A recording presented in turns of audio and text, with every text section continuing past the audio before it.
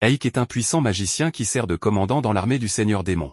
Avec ses compétences et sa puissance, il est devenu un membre inestimable de l'armée des démons, mais il y a juste un problème, il est secrètement un humain. Pendant une guerre, les troupes orques parviennent à percer les murs d'un château grâce à des explosions bien placées près de la base du mur que Aik leur a fourni. Pendant que tout cela se passe, il observe depuis au-dessus avec le chef orc, qui est grandement satisfait des résultats de l'invasion de ses troupes après avoir suivi les conseils de Aik. Cependant, Aik n'est pas surpris par le résultat, car la victoire était quasiment assurée dès qu'il a été assigné pour superviser cette opération. À l'intérieur du château, les humains et les démons sont engagés dans un combat mortel, mais les démons sont beaucoup mieux équipés pour gagner grâce à leur force innée, donc les soldats humains se font massacrer. Pendant ce temps, le capitaine des chevaliers est dans le château, regardant ses hommes mourir un par un depuis la sécurité d'une fenêtre du château, probablement en regrettant le jour où il a choisi de s'engager comme chevalier. C'est alors qu'il réalise qu'il n'est pas seul dans la pièce, alors il se retourne et découvre que Aik a réussi à se faufiler. Le capitaine sait qu'il est à peu près foutu maintenant, alors il se tourne vers Aik et lui demande qui il est. Aik se présente comme le commandant de la 7e brigade des morts-vivants du Seigneur Démon et dit au capitaine des chevaliers qu'il ne lui reste que quelques options. Ses soldats sont presque tous morts, alors Aik lui dit qu'il aime ce territoire et qu'il le veut, donc on peut faire cela de la manière facile ou de la manière difficile, le choix est à lui. Le capitaine ne voulant pas se rendre sans se battre, il dit à Aik qu'aucune de ces options ne lui convient alors qu'il se jette en avant pour une attaque désespérée. Mais Aik n'est pas surpris du tout, car il s'attendait déjà à devoir le faire à la manière difficile. Il lance rapidement un sort à bout portant qui frappe le capitaine des chevaliers et le neutralise. Aik a officiellement gagné cette guerre, mais quand le chef orc entre dans la pièce pour le féliciter de sa victoire, alors que la chose normale à faire pour un commandant démon à ce moment-là serait de tuer tous les membres survivants de l'armée, Aik a d'autres plans. Il ordonne au chef orc de fournir les premiers soins au capitaine des chevaliers ainsi qu'à tout humain qui se rend. Aik est observé par une sorcière à travers sa boule de cristal, et elle est surprise qu'il ait réussi à prendre le château d'Arsenam avec juste une seule brigade et une semaine de préparation, donc elle est intéressée par le potentiel de Aik. De retour au château, Aik crée une barrière autour de lui-même pour éviter d'être observé davantage et, une fois qu'il a enfin un peu d'intimité, il pense à lui-même qu'il se sent coupable d'avoir blessé tant de gens, même si c'était nécessaire pour gagner la bataille. Il ne s'habituera jamais vraiment au carnage associé à la guerre, car même si cela devrait être une seconde nature pour un démon, Aik n'est qu'un humain déguisé. Son professeur Romberg était un grand mage, mais il connaissait aussi beaucoup de choses sur le monde et la civilisation avancée qui existait autrefois. Un jour, Romberg a trouvé Aik bébé et a décidé de l'adopter pour le plaisir, et au fil des ans que Aik a passé avec Romberg, il a appris toute la magie et les connaissances que Romberg avait à sa disposition. Mais le dernier souhait de Romberg avant de mourir de vieillesse était que Aik ne devrait jamais parler de la civilisation ancienne, car cela provoquerait un désastre si les gens en savaient quelque chose. Il y avait aussi une autre chose que Romberg avait demandé à Aik, ne jamais se laisser voir sans sa robe ou son masque, car s'il était découvert comme étant humain, le Seigneur Démon ne l'épargnerait pas. Depuis ce jour-là, Aik n'a jamais enlevé son masque et même maintenant, il ne peut l'enlever que grâce à la puissante barrière qu'il a érigée autour de la pièce. Avec la barrière, cela empêche quiconque d'entrer dans la pièce sans sa permission, mais malheureusement, cela ne s'applique pas aux personnes déjà présentes dans la pièce. Aik regarde en bas et voit la servante qui s'était cachée sous le bureau et elle le supplie de ne pas la tuer puisqu'elle ne dira à personne son secret. Mais elle se cogne accidentellement la tête contre le bureau et tombe. Aik vérifie son état et elle semble toujours en vie, mais il aurait vraiment préféré qu'elle ne le soit pas, car il avait réussi à garder son identité secrète pendant plus de 20 ans à ce stade. Pourquoi la première personne à découvrir son secret doit-elle être une servante maladroite? Juste à ce moment-là, le chef orc frappe à la porte parce qu'il veut parler à Aik, donc il devra régler le problème de la servante plus tard. À l'extérieur, le chef orc dit à Aik qu'ils ont réussi à s'emparer du château, mais il trouve étrange que Aik laisse vivre tant d'humains. Aik lui dit que ce n'est pas un problème puisque le nouveau seigneur démon ne se préoccupe pas particulièrement du nombre de morts tant que le travail est fait. Le chef orc comprend, mais lui et les autres espéraient massacrer tous les humains et brûler le village jusqu'au sol. Aik se demande alors quel serait l'intérêt de faire cela, surtout si tuer tout le monde signifie qu'il n'y aurait plus personne pour payer des impôts. Arsenam est une ville commerçante, alors qui ferait tout le commerce s'il tuait tous les humains? À ce moment-là, Aik et l'orc rencontrent quelques humains qui souhaitent parler à Aik. L'orc commence à les crier dessus pour avoir osé parler directement au grand Aik, mais Aik dit que c'est bon et demande au chef du village de parler. Le chef a accepté que la ville soit désormais sous le contrôle de l'armée des démons, alors il veut savoir combien ils s'attendent à payer en impôts au seigneur démon. Aik lui dit qu'ils peuvent payer le montant habituel qu'ils ont toujours payé, mais il précise que si l'un d'eux résiste jamais au seigneur démon pour quelque raison que ce soit, il n'y aura aucune pitié pour eux. Juste à ce moment-là, Aik remarque que quelque chose ne va pas et un instant plus tard, il est téléporté dans une pièce sombre avec un monstre géant derrière lui ayant des intentions malveillantes. Aik saute de côté pour éviter les attaques entrantes et on dirait que ce n'est pas la première fois que cela se produit car Aik se plaint à la sorcière qui lui avait demandé de ne pas le convoquer de nulle part comme ça. Puisqu'il est déjà là, Aik décide d'éliminer le monstre en utilisant son bâton pour lancer un puissant sort et il détruit le golem en un seul coup. La sorcière est impressionnée par les capacités de Aik car elle était assez confiante dans la force de ce golem. On découvre enfin que son nom est Sephiroth. Elle est la supérieure directe de Aik dans l'armée des démons et aussi la seule démon à savoir qu'il est en réalité un humain. Aik lui demande d'envoyer un messager la prochaine fois qu'elle veut lui parler, mais elle trouve amusant de le surprendre avec des téléportations. Aik accepte qu'il va devoir continuer à gérer les bêtises de Sephiroth, alors il lui demande si elle l'a convoqué ici à cause de la bataille d'Arsenam. Elle lui dit que ce n'est pas pour cela qu'elle l'a appelé, car ses familiers auraient pu lui dire tout ce qu'elle avait besoin de savoir sur la bataille. Elle est parfaitement satisfaite de la manière dont Aik a pris le contrôle de la ville et de la façon dont il a choisi d'épargner les humains. Mais alors Aik se demande pourquoi elle a pris la peine de le convoquer. Sephiroth l'informe que le seigneur démon d'Ahirokutan souhaite le voir en personne. Aik est choqué d'entendre cela car il serait le premier commandant de brigade à jamais recevoir l'honneur de rencontrer le seigneur démon. Mais Aik se demande encore pourquoi d'Ahirokutan voudrait le voir. Sephiroth suppose que c'est à cause de l'exploit impressionnant de Aik d'avoir capturé Arsenam en seulement une semaine, donc elle va maintenant l'emmener au château du seigneur démon. Aik ne s'attendait pas à devoir partir immédiatement, mais il pose la main sur l'épaule de Sephiroth et elle les téléporte tous les deux. Pendant ce temps, au château, la servante reprend enfin conscience.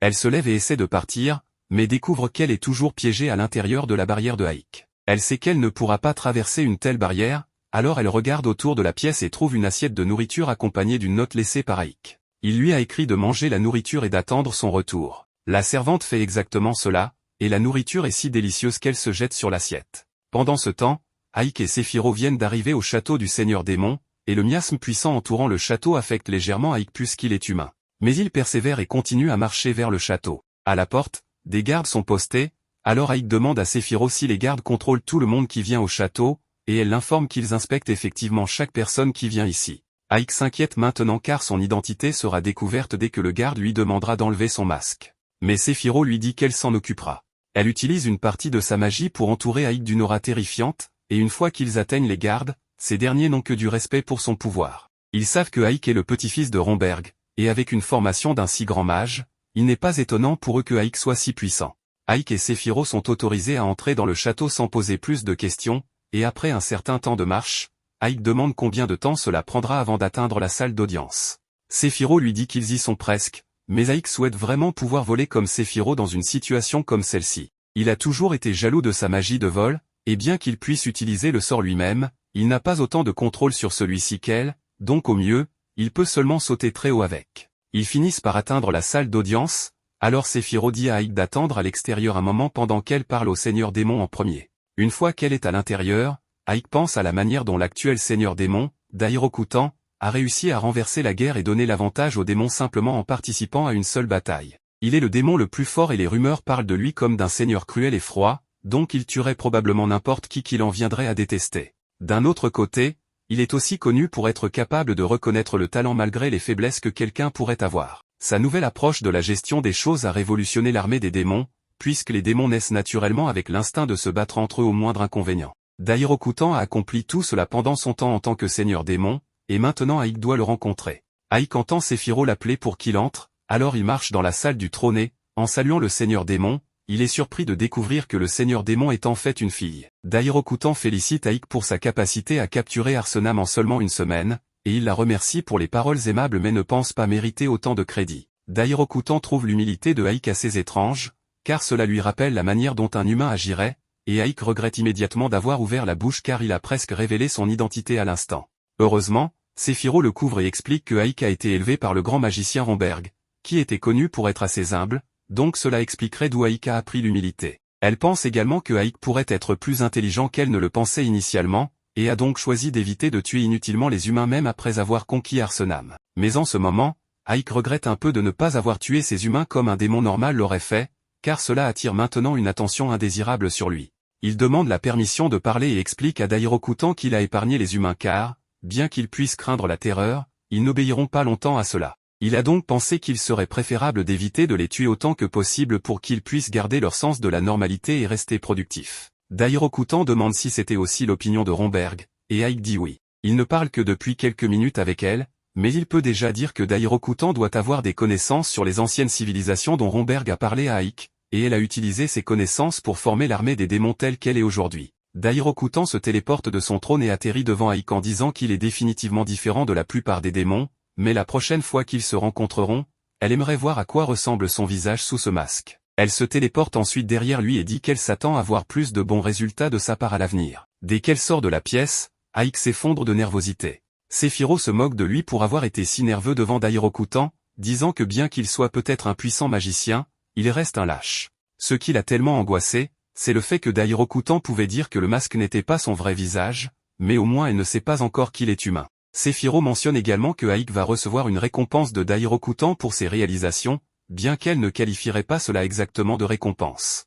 Un peu plus tard, Aik se téléporte de nouveau à Arsam pour vérifier la servante, et il voit qu'elle a mangé toute la nourriture qu'il lui avait laissée. Il regarde autour et la trouve endormie derrière le bureau. Il la réveille, et dès qu'elle réalise que Aik est de retour, elle commence à supplier pour sa vie et demande à Aik de ne pas lui faire de mal. Aik lui dit de se calmer puisqu'il ne prévoit pas de la tuer, mais d'abord il veut savoir quel est son nom. Elle lui dit qu'on l'appelle 13, car les esclaves ici sont uniquement désignés par leur numéro, mais sa mère l'appelait Sati. Aik dit à Sati qu'il ne peut pas simplement la laisser partir maintenant qu'elle sait qu'il est humain, mais elle promet qu'elle ne révélera jamais son identité réelle à quiconque. Aik croit qu'elle gardera le secret, mais pour s'assurer qu'elle ne le laisse pas échapper, il lui dit qu'elle doit désormais le servir en tant que servante. Sati est plus qu'heureuse d'être sa servante si cela signifie qu'elle peut vivre, donc c'est un accord conclu. Le lendemain, Aik est officiellement couronné dirigeant d'un endroit appelé Ivarius, et la veille, Sephiroth lui avait informé que c'était la récompense que Dairokutan avait préparée pour lui. C'est une ville en première ligne, donc le travail de Aik sera de reconstruire la ville et de doubler ses revenus fiscaux. Aik n'aime pas cela, surtout que Sephiroth était celle qui avait conquis la ville et avait complètement détruit tous les murs, la laissant sans protection. Étant en première ligne, ils doivent avoir des murs de ville prêts au cas où l'armée humaine attaquerait. Mais quand Aik demande à Giron combien de temps il faudra pour reconstruire, il dit que cela prendra au mieux 6 mois. 6 mois, c'est beaucoup trop de temps pour qu'une ville reste sans murs, mais avec uniquement des ouvriers humains, ils ne pourront pas le faire plus rapidement. Cependant, Aik pense qu'il a un moyen de le faire en seulement 1 mois, et cela consiste à utiliser à la fois des ouvriers démons et humains. Giron n'a jamais vu des humains et des démons travailler ensemble de cette manière, et Aik a même eu l'idée d'avoir des équipes de travail de seulement 8 heures pour que les réparations des murs puissent continuer 24 heures sur 24, et il paie également les ouvriers un salaire décent pour maintenir leur morale. Giron est convaincu que Aik est le plus grand atout de l'armée des démons et qu'il finira par devenir le prochain seigneur démon. La guerre entre les humains et les démons continuait, en ce moment, les démons ont le dessus. Dairokutan est plutôt satisfait, cependant leur rapport montre que les humains sont en train de conclure une alliance avec le royaume voisin et si cela se produit, cela pourrait renverser le cours de la guerre. Dairokutan décide donc de confier le succès de leur attaque à Aik. Pendant ce temps, dans le royaume humain, le chevalier connu sous le nom de Alistair de la Rose Blanche a été convoqué pour aider le royaume à reprendre Ivarius, car ils ne peuvent pas se permettre de perdre un autre bastion. Une fois sa mission assignée, elle part pour l'accomplir. En même temps, Aik et Sati sont également dans le royaume pour une mission, mais Sati est un peu distraite par un jeu de scam. L'homme dit qu'elle doit simplement deviner où se trouve la balle et si elle a raison, il doublera la somme d'argent qu'elle mise. Sati fait son choix, alors l'homme lui demande de placer sa mise, mais malheureusement, Sati n'a pas d'argent pour parier car Aik ne lui fait pas confiance avec les finances. L'arnaqueur est furieux qu'elle lui ait fait perdre son temps, mais il jette un deuxième coup d'œil à Sati et dit qu'elle peut payer d'une autre manière si elle perd. À ce moment-là, toutes les tasses commencent à flotter dans les airs et il est révélé que la balle n'était sous aucune d'elles au départ. Ainsi, toutes les autres personnes qui ont perdu de l'argent deviennent furieuses et menacent l'homme pour récupérer leur argent. Au milieu de la commotion, Aik tire Sati à l'écart et lui dit qu'elle n'est pas censée quitter son côté en tant que servante, alors elle s'excuse mais dit qu'elle était juste curieuse. Elle remarque alors qu'Aik porte une nouvelle tenue, et Aik explique qu'ils sont en mission pour espionner l'ennemi, donc ils ne pouvaient pas venir ici habillés en démons. Il continue de marcher à travers la ville et voit une troupe de soldats défilant dans les rues, ce qui suffit à Aik pour confirmer que le royaume forme effectivement une alliance. Des alliances comme celle-ci ont été formées 3 fois dans le passé, et chaque fois, cela a entraîné la défaite du seigneur démon et le recul de l'armée jusqu'au château. Sati s'inquiète que l'armée démoniaque soit à nouveau vaincue à cause de cette alliance, mais Aik s'attendait à ce qu'elle espère la chute des démons puisqu'elle est pratiquement une prisonnière en ce moment. Sati explique que,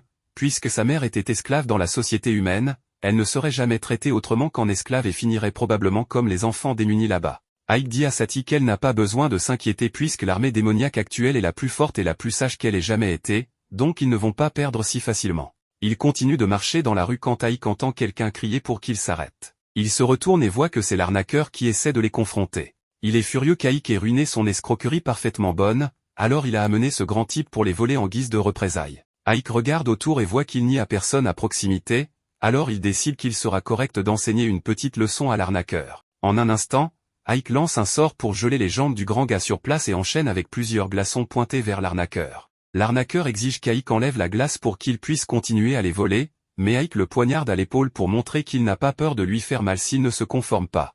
L'homme comprend finalement la situation dans laquelle il se trouve et accepte de dire à Aïk tout ce qu'il veut savoir. Aïk lui demande donc à quoi servent tous les soldats en ville, car ils semblent tous être pressés. L'homme dit d'abord qu'il ne sait rien, mais Aïk menace de le tuer immédiatement, alors il finit par révéler des informations sur l'Alliance et comment l'armée de Rosaria est impatiente de gagner un peu de gloire avant que l'Alliance ne s'implique. Aïk peut comprendre pourquoi il voudrait faire cela, car un plus grand nombre de victimes vous gagne automatiquement plus de respect lors de toute réunion stratégique tenue. Cependant, s'il échouait dans leur mission, cela mettrait Rosaria dans une position terrible.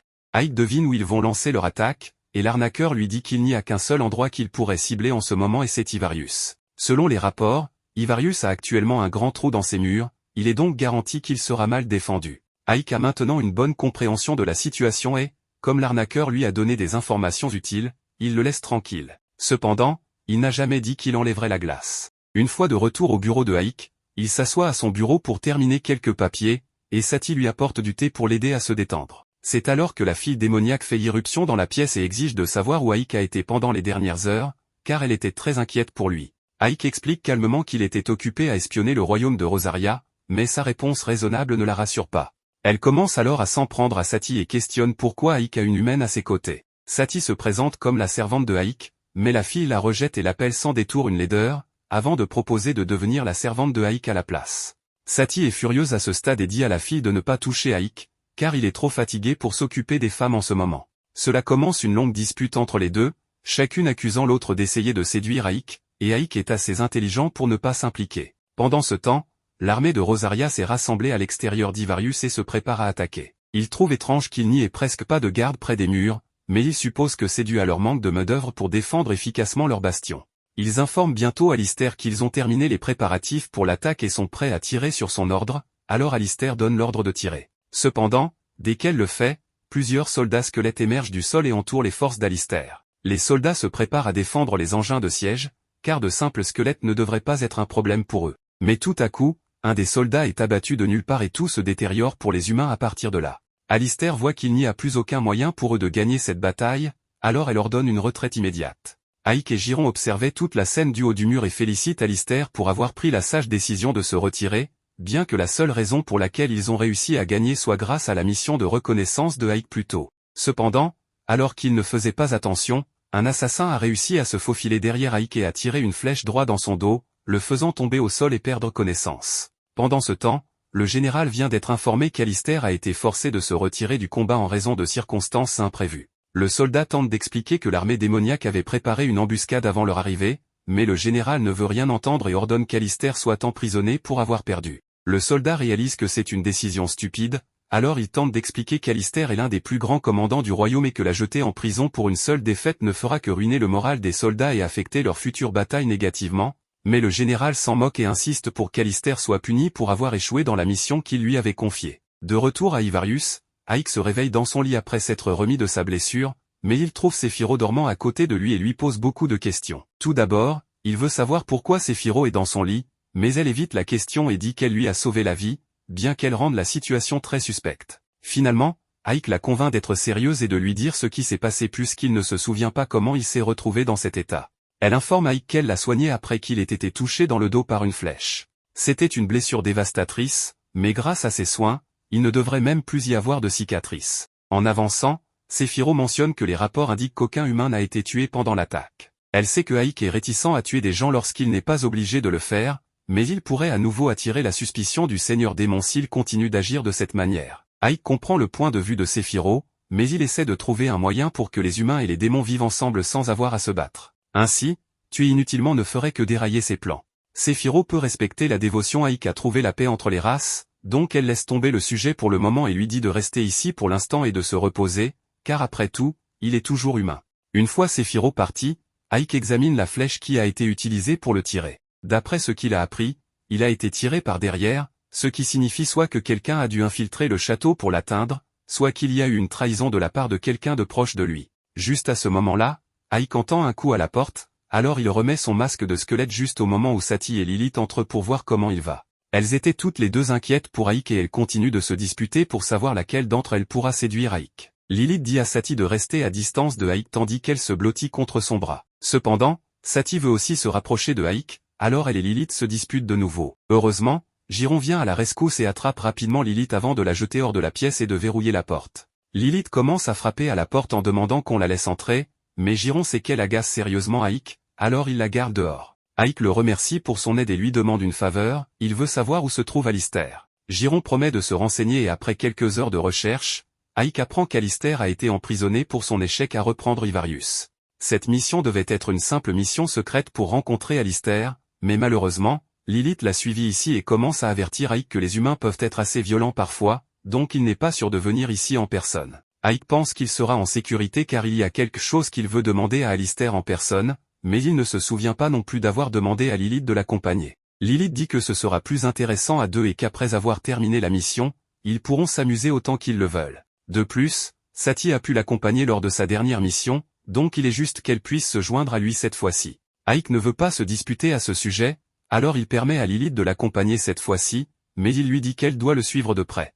Ils finissent par arriver à la porte d'entrée des prisons et cela ne semble pas particulièrement bien gardé, alors Lilith pense qu'elle pourrait probablement s'introduire toute seule. Ike l'arrête et dit qu'il ne veut pas faire de bruit, donc il veut qu'ils entrent et sortent aussi vite et aussi paisiblement que possible. Cependant, Lilith avait déjà assommé les gardes au moment où il avait fini de parler. Ils entrent à l'intérieur et l'endroit est beaucoup plus grand qu'Ike ne le pensait, donc cela pourrait prendre un certain temps pour trouver la cellule d'Alistair. Cependant, Lilith a une meilleure idée et tabasse simplement le directeur de la prison pour lui faire donner ses clés et lui dire où Alistair est détenu. Alistair est apparemment au dernier étage, mais alors qu'Ike et Lilith s'apprêtent à monter, les autres gardes arrivent en raison de tous les cris qu'ils ont entendus du directeur plus tôt. Lilith dit à Ike de continuer sans elle pendant qu'elle s'occupe des gardes, mais avant qu'Ike ne parte, il lui rappelle qu'il ne veut pas de sang inutile. Lilith promet de ne tuer personne, mais alors qu'Ike s'éloigne, il entend les gardes crier de douleur avec plusieurs os brisés. Il l'ignore pour l'instant et monte les escaliers jusqu'à ce qu'il arrive à ce qui devrait être la cellule d'Alistair, mais il est choqué de la trouver complètement vide.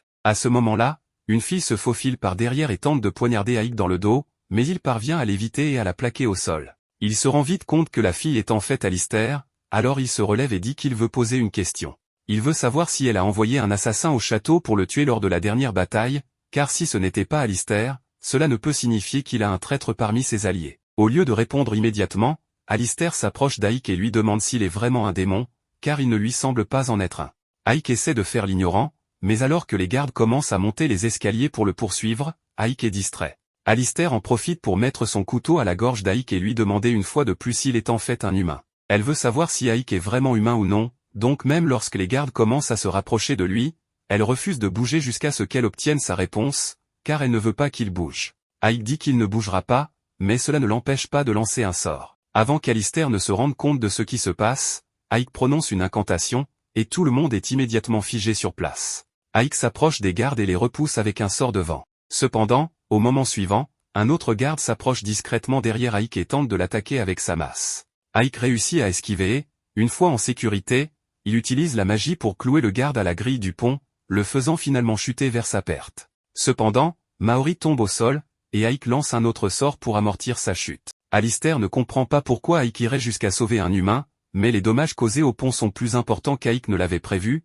et Alistair ne peut toujours pas bouger. La grille sous elle finit par céder, et elle tombe à son tour vers sa perte. Mais tout comme le dernier, Ike sauve Alistair avant qu'elle ne touche le sol. Alistair est encore plus confus qu'avant, car il n'est pas logique pour un démon de lui sauver la vie. Ike l'ignore et se présente correctement cette fois. Il dit qu'il est le commandant de la 7e armée du Seigneur Démon, et Alistair réalise qu'il doit être le général qui a défendu Ivarius contre ses troupes. Ike utilise le fait qu'il est un commandant démoniaque comme preuve qu'il ne pourrait pas être un humain, car l'armée des démons ne serait jamais assez stupide pour laisser un humain devenir un officier de haut rang dans leur armée. Alistair croit maintenant qu'Ike est un démon, alors Ike réitère sa question et demande à Alistair si elle est celle qui a envoyé un assassin, mais elle refuse obstinément de lui dire quoi que ce soit. Elle est une fière chevalière du royaume, alors elle préfère mourir que de fournir des informations qui pourraient être utiles à l'ennemi. Ike se rend compte qu'elle ne va pas lui donner les réponses qu'il cherche, alors il s'approche d'Alistair et commence à utiliser la magie de lecture des pensées sur elle. Pendant qu'il fait cela, Lilith entre pour vérifier ce qu'il fait et est furieuse qu'Ike flirte avec une femme humaine alors qu'elle est là.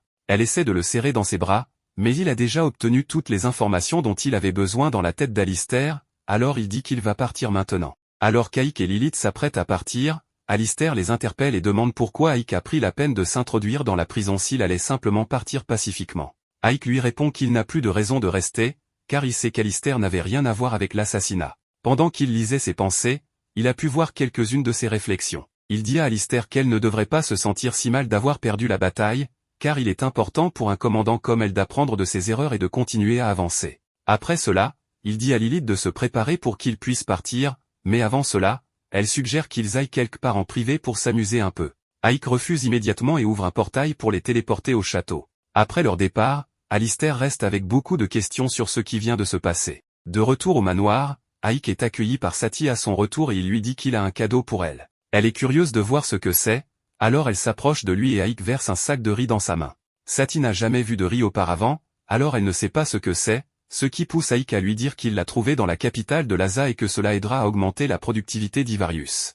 Il a été chargé de trouver un moyen de doubler les revenus fiscaux de la ville. Bien qu'Ivarius produise déjà beaucoup de blé, s'il passait à la culture du riz, il pourrait augmenter la productivité de toute la ville. Satie ne sait pas ce que signifie la productivité, alors Aïk prend sur lui de lui expliquer qu'il veut dire qu'ils peuvent cultiver une plus grande quantité de riz que de blé. Cela signifie également qu'ils n'auront pas besoin d'autant de fermiers pour aider à la culture, et ces personnes seront libres de faire autre chose de leur temps. Globalement, la productivité d'Ivarius augmentera lentement et deviendra riche. Aïk demande si Satie a compris tout ce qu'il vient de dire, mais son cerveau essaie toujours de comprendre la signification de la productivité. Donc, la leçon d'économie d'Aïk a été totalement gaspillée. Il simplifie et dit que cela signifie que les gens auront beaucoup de nourriture et qu'il pourra gagner beaucoup d'argent grâce aux impôts. Satie comprend enfin ce que veut dire Aïk, alors pour lancer les choses, il veut que Satie essaie de cuisiner quelque chose avec le riz. Elle n'a jamais essayé de cuisiner du riz auparavant, alors elle demande à Aïk ce qu'elle est censée en faire. Cependant, il n'en a aucune idée non plus,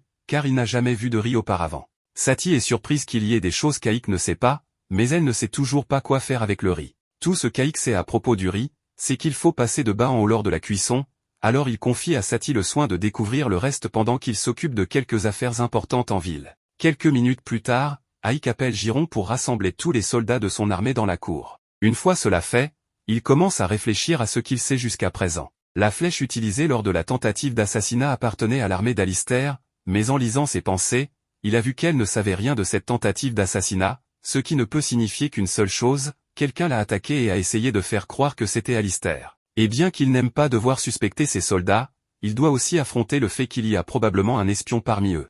Il utilise sa magie de lecture des pensées pour scanner l'esprit de tous ceux qui sont rassemblés, et finalement, après avoir parcouru l'esprit de tout le monde, il trouve un gobelin qui panique en espérant ne pas être attrapé. Dès que les soupçons d'Aïk sont confirmés, il se téléporte juste devant le gobelin et l'accuse d'être un espion. Un peu plus tard, Aïk se rend au château de Séphiro pour demander des conseils, mais il se trouve qu'il se téléporte alors que Séphiro prend un bain. Cela ne semble pas déranger Séphiro d'être nu devant Aïk, mais Aïk est gêné, alors il dit qu'il attendra dehors. Avant qu'il ne sorte, Séphiro lui demande s'il a un traître dans son armée. Cela attire l'attention d'Aïk, car il n'a encore parlé à personne du gobelin espion. Il demande comment elle le sait. Séphiro dit qu'elle a simplement deviné, alors Aïk lui dit que le traître derrière tout cela était Jay, le gobelin borgne. Séphiro n'est pas surprise d'entendre cela, car elle soupçonnait Jay depuis un moment. Aïk lui demande alors ce qu'il doit faire maintenant. Elle sort de son bain et dit qu'ils vont faire payer Jay pour sa trahison. Pendant ce temps, à Ivarius, Jay est informé par ses subordonnés qu'Aïk s'est rendu récemment chez Séphiro et il ne comprend pas comment Aïk a pu se remettre si rapidement après avoir été touché dans le dos.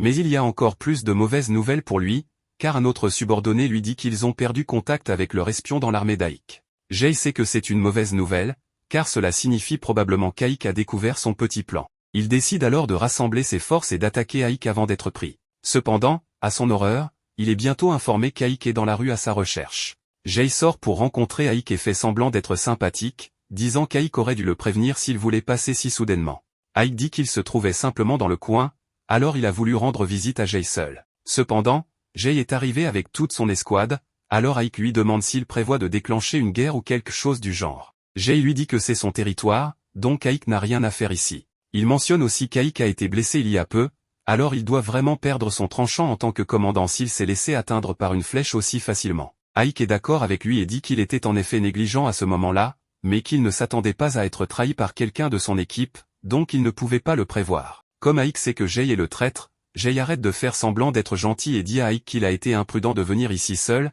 car toute l'armée de Jay va le déchiqueter maintenant. Ike est heureux d'apprendre que Jay a amené toute son armée pour l'attaquer, car cela signifie qu'il peut tous les faire exploser d'un coup. Jay regarde le ciel et voit plusieurs météores géants tomber sur eux.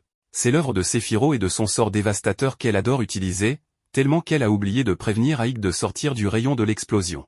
Bien qu'elle soit certaine qu'il ira bien, Ike est tout sauf bien, car il est obligé de se cacher derrière un bâtiment pour éviter d'être explosé. Il avait demandé à Sephiroth de limiter la puissance de son attaque pour qu'il puisse reconstruire cette section de la ville ensuite, mais elle a évidemment ignoré sa demande, car cela représente beaucoup trop de puissance. Après la première volée d'explosion, Sephiroth commence la deuxième phase de leur plan et ordonne à ses soldats squelettes de tuer tous les gobelins qui ont survécu. Tandis que Jay regarde ses hommes mourir, Ike se téléporte derrière lui et lui offre un choix, il peut soit se rendre maintenant, soit se rendre une fois que tout le monde sera mort. Après avoir vu ce dont Ike est capable, Jay ordonne encore stupidement à ses hommes de tuer Ike. Ike utilise un sort de vent pour repousser les deux qui l'attaquent de front, mais pendant qu'il fait cela, un autre gobelin tente de le poignarder dans le dos.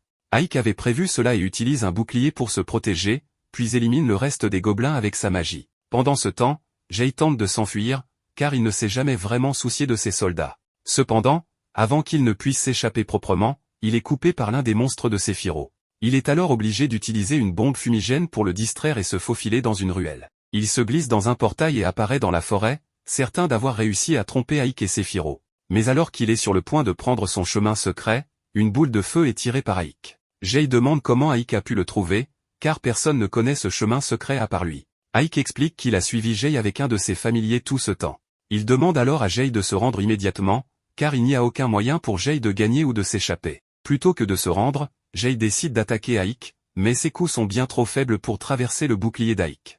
Ike le repousse avec sa magie et Jay est alors ligoté par des lianes magiques et suspendu pour qu'il ne puisse pas s'échapper. C'est à ce moment-là que Jay admet enfin sa défaite. Il voit pourquoi le Seigneur Démon tient Ike en si haute estime et pense personnellement qu'Ike a beaucoup de talent. Il a donc une proposition pour lui, il veut qu'Ike s'allie avec lui pour prendre le contrôle de l'armée du Seigneur Démon et remettre les choses comme elles étaient. Il se plaint que même si les démons éprouvent naturellement de la joie à subjuguer et tuer des humains, le Seigneur Démon a interdit à quiconque de tuer des humains sans une bonne raison. De nombreux démons n'aiment pas sa façon de faire, alors Jay invite Ike à l'aider à la détrôner, car elle n'est pas apte à être Seigneur Démon. Ike refuse évidemment, alors Jay libère une de ses mains et lance un couteau sur Ike. Ike l'esquive facilement, mais se sent insulté que Jay ait vraiment pensé que cela fonctionnerait sur lui. Ike commence à interroger Jay sur qui d'autre complote pour renverser le Seigneur Démon, mais Jay refuse de révéler quoi que ce soit. Sephiroth arrive bientôt et elle est prête à torturer Jay autant que nécessaire pour obtenir l'information, mais Ike lui demande de le laisser essayer d'obtenir l'information pacifiquement, car il ne veut pas blesser quelqu'un excessivement.